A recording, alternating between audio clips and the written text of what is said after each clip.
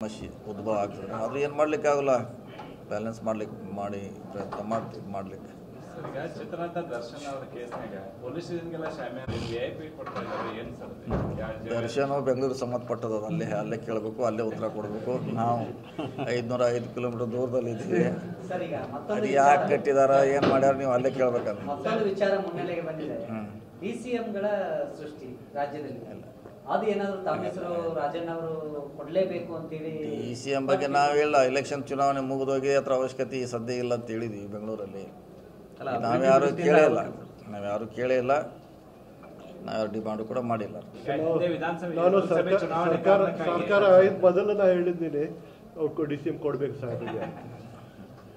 ಯಾಕೆ ಸರ್ ಅಭಿವೃದ್ಧಿ ಮಾಡ್ತಾರೋ ನಮ್ದು ಜಿಲ್ಲೆಗೆ ಅಭಿವೃದ್ಧಿ ಆಗ್ತದೆ, ಪೂರ್ಣ ಉತ್ತರ ಕರ್ನಾಟಕಕ್ಕೆ ಅಭಿವೃದ್ಧಿ ಆಗ್ತದೆ. ಭೇಟಿ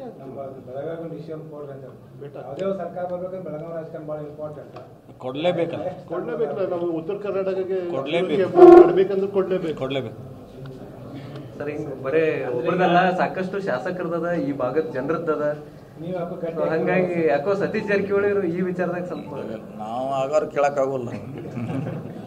ಆದ್ರೆ ಈಗ ಲೋಕಸಭೆ ಚುನಾವಣೆ ಕಾರಣಕ್ಕಾಗಿ 3 ಡಿಸಿಎಂ ಕೊಡ ಅಂತಂದ್ರು. ಈಗ ಮುಂದೆ ಟಿಪಿ ಜಡ್ಪಿ ಮತ್ತು ಅಧಿಕಾರ ಈಗ ಕೆಲಸ ಇನ್ನೂ 4 ವರ್ಷ ಇದೆ ನಮ್ಮ ಕಡೆ ಕೆಲಸ ಮಾಡಲಿಕ್ಕೆ.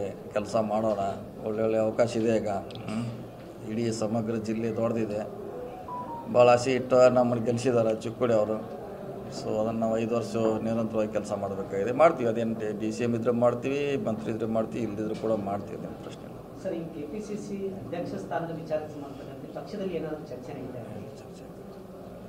ಪಕ್ಷದಲ್ಲಿ ಯಾವುದೇ ಚರ್ಚೆಗಳಿಲ್ಲ ಸದ್ಯ, ಯಥಾಸ್ಥಿತಿ ಅಷ್ಟೇ. ಈಗ ಇನ್ನು ಮುಂದಿನ ದಿನಗಳಲ್ಲಿ ಡೆವಲಪ್ಮೆಂಟ್ ಮಾಡಬೇಕು ಅನ್ನೋದು ಅಷ್ಟೇ. ಈಗ ಮತ್ತೆ ಪಕ್ಷ ಎಲ್ಲಿ ಹಿಡಿದಿದೆ ಅದು ಸರಿಪಡಿಸ್ಕೊಳ್ಳಿಕ್ಕೆ ಕಾಲಾವಕಾಶ ಇದೆ, ಮಾಡಬೇಕಷ್ಟೇ. ಸರ್, ಈ ಗ್ಯಾರಂಟಿ ಯೋಜನೆಗಳು ಬಂದ್ ಆಗ್ತಾವು ಮಾಡ್ತಾ ಇದ್ದಾರೆ ಆಗುವಂಥ ಪ್ರಶ್ನೆ CM ಅವ್ರು ಹೇಳಿದ್ದಾರೆ, ನಾವು ಕೂಡ ಹೇಳಿದ್ದೀವಿ, ಅದು ಮಾಡೋದಲ್ಲ.